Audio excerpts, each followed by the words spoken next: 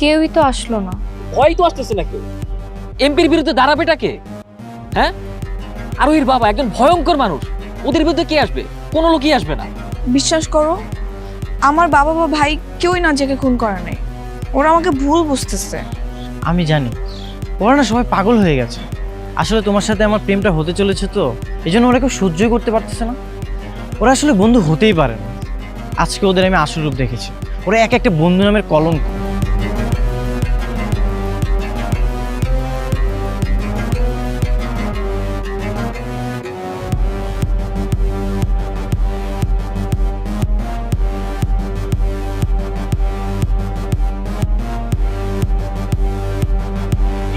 দশ মিনিট সময় দিলাম, এই শহীদ মিনার খালি চাই। 10 মিনিট পরে আমি আবার আসবো। আর যদি জায়গা খালি না পাই তাহলে কিন্তু বিশাল সমস্যা হয়ে যাবে। একজন মরছে না, বাকি সবাইও মরবো। স্কুলে 2-5 জন পোলাপেন অনেক ঝামেলা করতেছে। আপনি তো ঝামেলা সমাধানের দায়িত্ব নিয়েছেন, তাই না? তো সমাধান করতেছেন না কেন? আপনি যদি সমাধান না করেন তাহলে কিন্তু সব ফাঁস হয়ে যাবে। আপনি যত দ্রুত পারেন সমাধান করেন, নাহলে কিন্তু কাহিনী হয়ে যাবে। আমি রাখলাম, তাড়াতাড়ি করেন, যা করেন।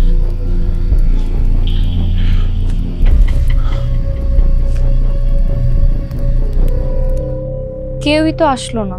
ভয় তো আসতেছে না কেউ। আরে এমপির বিরুদ্ধে দাঁড়াবেটা কে? আরোহীর বাবা একজন ভয়ঙ্কর মানুষ, ওদের বিরুদ্ধে কে আসবে? কোনো লোকই আসবে না। এদিকে তো মিরাজ আবার সাকিবের উপর রাগ করে চলে গেছে। এখন কি করবি তোরা? তোমরাও কি চলে যাবে? তোমরা চলে গেলে তো আমি আমার মেয়ের হত্যার বিচার পাবো না। কি করবে তোমরা? না না আন্টি, আমরা কোথায় যাব? আমরা আপনার পাশে আছি। এই লড়াই আমরা শেষ পর্যন্ত লড়ে যাব।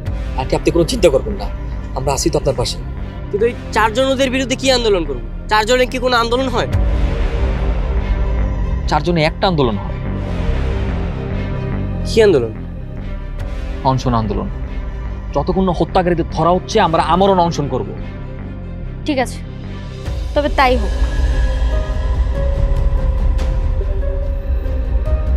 স্যার, এগুলো কি হচ্ছে? কোনো ছেলে মেয়ে ক্লাসে নেই মানে কি?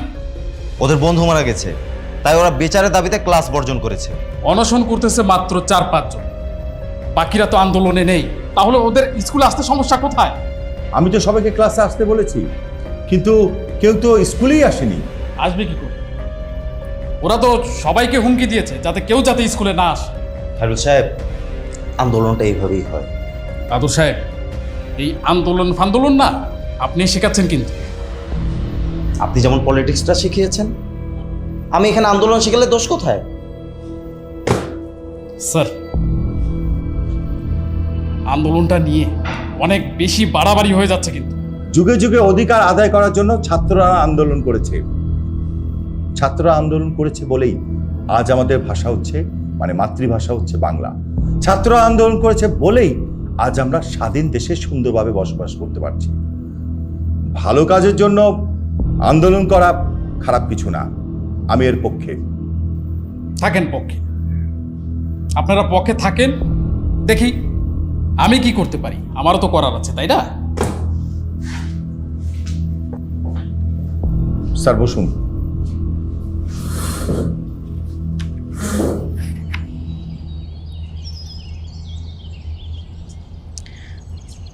বিশ্বাস করো, আমার বাবা বা ভাই কেউই নাজিয়াকে খুন করে নাই। ওরা আমাকে ভুল বুঝতেছে। আমি জানি ওরা না সবাই পাগল হয়ে গেছে। আসলে তোমার সাথে আমার প্রেমটা হতে চলেছে, তো এই জন্য ওরা কেউ সহ্যই করতে পারতেছে না। ওরা না আসলে বন্ধু হতেই পারে না। আজকে ওদের আমি আসল রূপ দেখেছি। ওরা এক একটা বন্ধু নামের কলঙ্ক। এখন কি হবে? এখন এই আন্দোলনটাই আমার কাছে বাড়াবাড়ি মনে হচ্ছে। নাজিয়া হত্যা হয়েছে, এটার জন্য কেস করা হয়েছে, বাকিটা পুলিশের কাজ, এটার বিচার আইন করবে। আমি এখান থেকে টিসি নিয়ে চলে যাব। এসব বন্ধুদের আমি গুল্লি মারি। টিসি নিয়ে কই যাবা? জানি না। আমার সাথে যোগাযোগ রাখবে না? তোমার সাথে যোগাযোগ থাকবে না কেন? তোমাকে তো আমি ভালোবাসি। 24 ঘন্টার মধ্যে নাজিয়ার হত্যাকারীকে গ্রেফতার করতে হবে, আর না হলে আমাদের আমরণ অনশন চলতে থাকবে। বিচার চাই, বিচার চাই, নাজিয়া হত্যার বিচার চাই, বিচার চাই, বিচার চাই, নাজিয়া হত্যার বিচার চাই।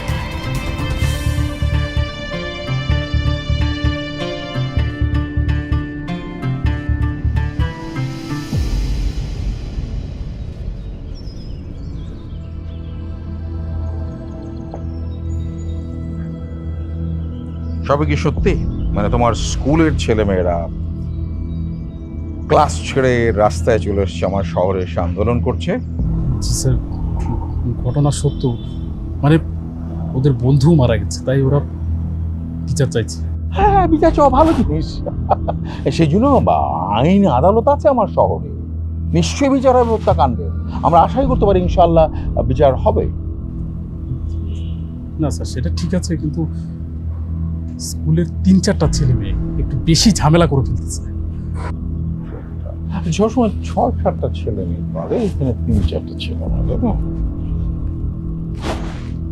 কাজ করো না, ওই 3-4টা ছেলে মেয়ের বাবা মার সঙ্গে যোগাযোগ করো, অভিভাবকদেরকে বলো যে ওর বন্ধুদেরকে যারা খুন করেছে তারা তো এদের ক্ষতি করতে পারে। স্যার, এটা আপনি একদম ঠিক কথা বলেছেন। আসলে ওদেরকে এটা বলেই ভয় দেখাতে হবে। হাসবে না, আমি শান্তিপ্রিয় মানুষ, শান্তিপ্রিয় মানুষ, আমি শান্তিতে থাকতে চাই। এই শহরে কেউ যদি হট্টগোল করে তার কিন্তু আমি বরদাস্ত করবো না। স্যার, আমার হেডমাস্টারের বিষয়টা একটু।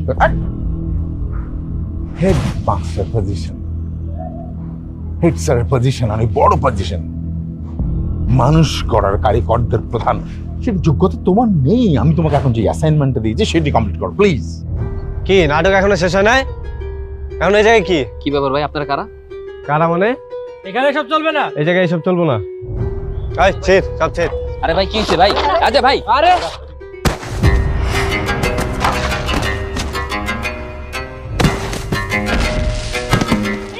10 মিনিট সময় দিলাম, এই শহীদ মিনার খালি চাই। 10 মিনিট পরে আমি আবার আসবো, আর যদি জায়গা খালি না পাই তাহলে কিন্তু বিশাল সমস্যা হয়ে যাবে। একজন মরছে না, বাকি সবাইও মরবো। আয় আয়।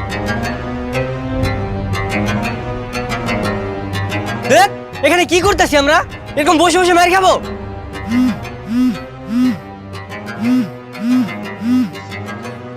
হ্যালো বাবা। শান্ত, তুই কোথায় বাবা? কিছু মানুষ আমার বাড়িতে এসে হুমকি দিয়ে গেল। তোরা কার বিরুদ্ধে আন্দোলন করছিস? ওরা আমার গায়ে হাত তুলেছে বাবা।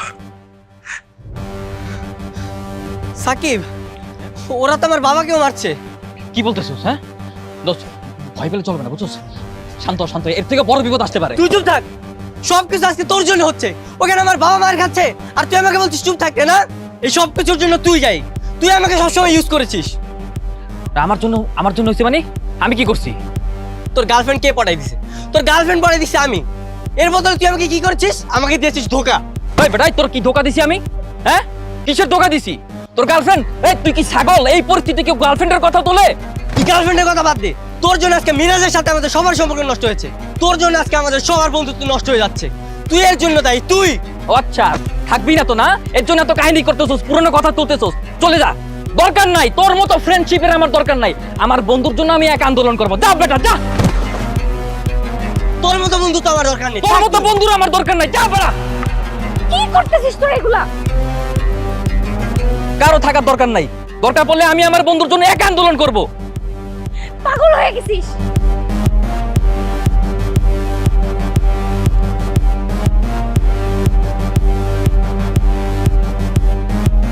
স্যার, আপনি কিন্তু স্কুল চালাতে পারছেন না। কেন, কি হয়েছে? আপনি তো আন্দোলনই বন্ধ করতে পারছেন না। দেখুন, নাজিয়ার হত্যা বিচার করার দায়িত্ব কিন্তু আমার না। বিচার হোক, দেখবেন ছাত্র আন্দোলন থেমে গেছে। আপনি কিন্তু আপনার এই পজিশনে থাকার ক্ষমতা হারিয়ে ফেলেছেন। আমি যদি হেড স্যার হতাম না, তাহলে এক তুরিতেই আমি আন্দোলন বন্ধ করে দিতে পারতাম। তো দেরি করছেন কেন? হ্যাঁ, দেরি করছেন কেন? আপনি পাওয়ার দেখান। শুনুন, একটা কথা মনে রাখবেন, আমি কিন্তু নিজের যোগ্যতায় এই চেয়ারে বসেছি, কারো যোগ্যতা না, কারো পাওয়ারে না। আপনার যদি যোগ্যতা থাকে আপনি বসে দেখান। আমি তো হেড স্যার হবই, তার আগে তো আপনার চাকরিটা নট করতে হবে। এক সপ্তাহের মধ্যে দেখিয়ে দিব আমি হেড স্যার হতে পারি কি না। আপনার যা খুশি আপনি তাই করতে পারেন। একটা কথা মনে রাখবেন, আমি যদি পারতাম এই ছাত্র আন্দোলনে যোগ দিতাম। শুধুমাত্র সরকারি চাকরি করে বলেই আমি আন্দোলনে যোগ দিতে পারছি না, কিন্তু এই আন্দোলনে আমার পূর্ণ সমর্থন আছে এবং থাকবে। এতে যদি আপনারা কেউ আমার চাকরি খেতে চান, খেতে পারেন। আমিও দেখতে চাই তাদের মুখে হা কত বড়। আপনি হা দেখতে চান, তাই তো? অনেক বড়। আমিও আপনাকে হা দেখাবো, একটু ওয়েট করুন।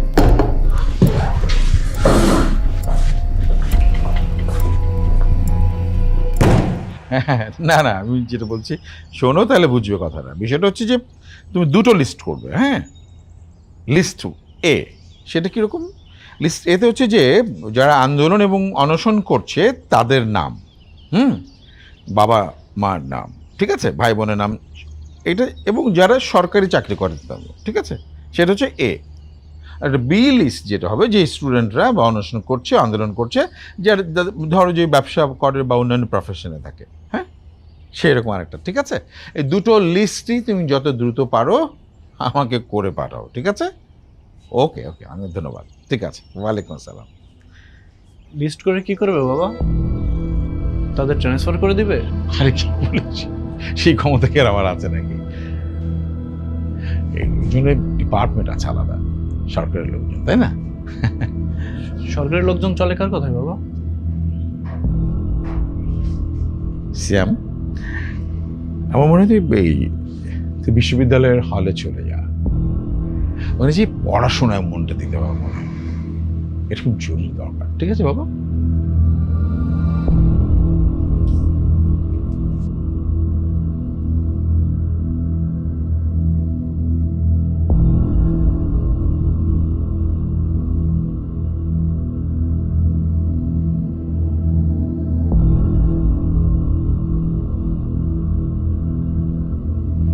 আমি আপনাকে বলেছিলাম যে কোনো মুহূর্তে আপনার চেয়ারটি চেঞ্জ হয়ে যেতে পারে। ম্যাজিক, এই যে ম্যাজিক চলে এসেছে।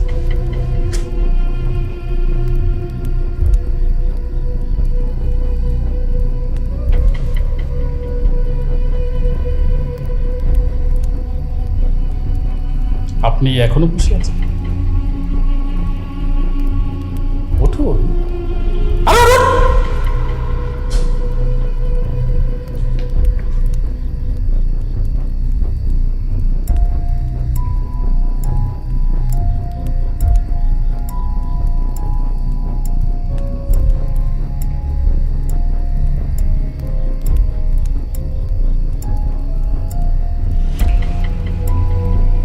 দেখলেন তো কিভাবে আমি আপনার চাকরিটা খেয়ে দিলাম?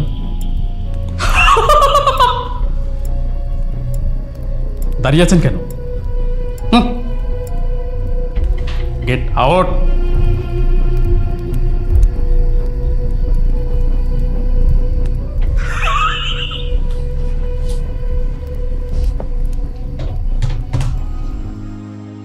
বন্ধুত্বের জন্য এত কিছু, বন্ধুত্বের জন্য এই আন্দোলন, আর আজ সেই বন্ধুত্বই ভেঙে যাচ্ছে। ভালো হয়েছে ভাঙছে, এগুলো কোনো বন্ধুত্ব না। এখন তো সব বুঝতে পারতেছি, এগুলো তো সব ঠুনকো ফ্রেন্ডশিপ, লোক দেখানো ফ্রেন্ডশিপ। এইসব ফ্রেন্ডশিপ থাকার চেয়ে না থাকাই ভালো। তুই চুপ থাক, তোর জন্য এত কিছু, তোকে এত মেজাজ গরম করতে বলছে কে? হ্যাঁ, ঠান্ডা মাথায় যদি সব করতি তাহলে এরকমটা হইতো? হ্যাঁ, আমি চুপ থাকবো মানে? এই তুই চুপ থাক, আমার কাছে তো এখন সবকিছু ক্লিয়ার। আমার তো মনে হচ্ছে এখন সব দোষ তোর। এই তুই তামিমের সাথে প্রেম করতে গেলি কেন? হ্যাঁ, তুই জানতিস না তামিম খারাপ ছেলে? হ্যাঁ, ও আচ্ছা, তামিম তো আবার তোর কাছে সুন্দর মনের মানুষ, তাই না? আচ্ছা ভালো কথা, তুই তামিমের সাথে প্রেম করছস, তুই এবার সিএমের সাথে প্রেম করতে গেলি কেন? হ্যাঁ, দুজনের সাথে প্রেম করতে গেলি কেন? আমার মনে হচ্ছে তোর এই প্রেমের কারণেই না নাজিয়ার হত্যা হয়েছে। কি বলতেছিস তুই এসব? তোর মাথা ঠিক আছে? ওই সিচুয়েশন তুই জানতি না? ওই সময় তো তুই নিজে আমাকে সাপোর্ট করছিলি। সাপোর্ট করছিলাম? আচ্ছা যা, তোরা এখনো সাপোর্ট করলাম। তুই এখন তামিম সিয়াম দুজনের সাথে প্রেম কর, দুজনের সাথে প্রেম করে দুজনের সাথে বিয়ে কর, তারপর বাচ্চা হওয়া। যা। সাকিব, তোমার থাপ্পড় মারছস না? তোর এই ফ্রেন্ডশিপ আমরা কুল্লি মারি। যা পাড়া। সাকিব বাবা শোনো, বাবা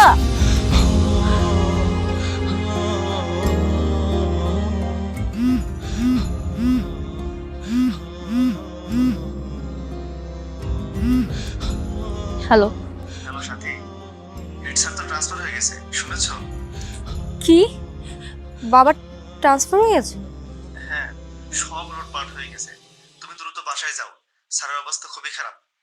ওরা নাকি ফোনে স্যারকে মেরে ফেলারও হুমকি দিয়েছে। ও আচ্ছা ঠিক আছে। কি হয়েছে মা? বাবার ট্রান্সফার হয়ে গেছে, ওরা বাবাকে মারার হুমকি দিয়েছে। কি করবো এখন? আমি কি করব আমি জানি না, আমি কিছু বুঝতে পারতেছি না। আমার তো এখন মনে হচ্ছে আমি শুধু নাজিয়াকে না, শান্ত, মিরাজ, সাকিব সবাইকে হারালাম। কি করব আমি এখন?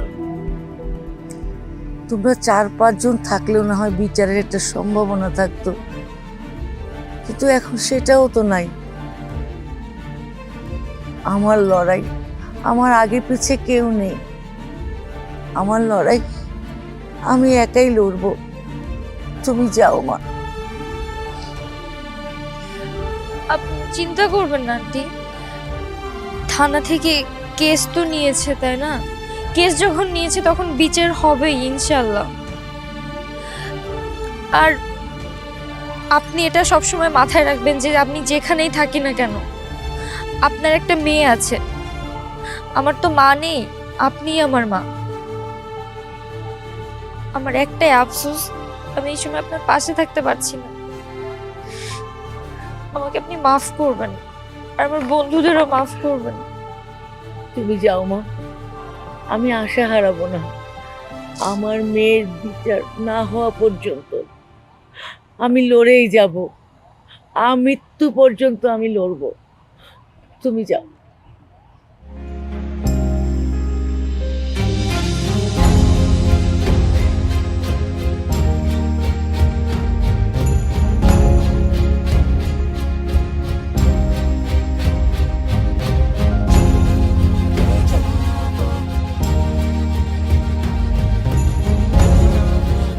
স্কুল জীবনের বন্ধুত্ব ভেঙে যাওয়ার কষ্ট অনেক গভীর। যে বন্ধুগুলো সুখ দুঃখে হাসিতে আড্ডায় সবসময় পাশে ছিল, ভুল বোঝাবুঝি ও অভিমানের দ্বন্দ্বে তাদেরকে আর পাশে পাওয়া যায়। এই প্রিয় বন্ধুগুলো হারিয়ে যাবে, এটা মেনে নেওয়া খুবই কঠিন। প্রিয় দর্শক বন্ধুরা, আপনারা দেখলেন ওদের বন্ধুত্ব ভেঙে গেল। 3 বছর পরে ওরা কে কোথায় থাকবে? ওদের সাথে কি একে অপরের দেখা হবে, নাকি কেউ আর কখনোই কারণ মুখ পর্যন্ত দেখবে না? 3 বছর পরে কার পরিস্থিতি কি হবে? আসিতেছে 3 বছর পরে। আপনি এখানে কেন এসেছেন? আপনাকে না আমি নিষেধ করেছিলাম? 3 বছর তো হয়েই গেল। 3 বছর কেন, 30 বছর হয়ে গেল আমি আপনার চেহারা তো দূর, আপনার সাথে কথাও বলতে চাই না। এটা আমার মেয়ে। 3 বছর হইল আমার মেয়েরে হত্যা করা হয়েছে। আমি আজও আমার মেয়ে হত্যার বিচার পাই নাই। ওর স্কুলের বন্ধু বান্ধব সাথী, শান্ত, সাকিব, আরোহী, মিরাজ সবার সামনে আমার মেয়েটারে নির্মম ভাবে হত্যা করা হয়েছে। আমি আমার মেয়ে হত্যার বিচার চাই। আমি আমার মেয়ের হত্যার বিচার চাই। তোমাদের বন্ধুদের মধ্যে কারোর সাথে কোনো যোগাযোগ নেই, সম্পর্ক নেই, ইভেন কারো চেহারা পর্যন্ত তোমরা দেখতে চাও না। কতই না নিকৃষ্ট ছিল তোমাদের ফ্রেন্ডশিপ।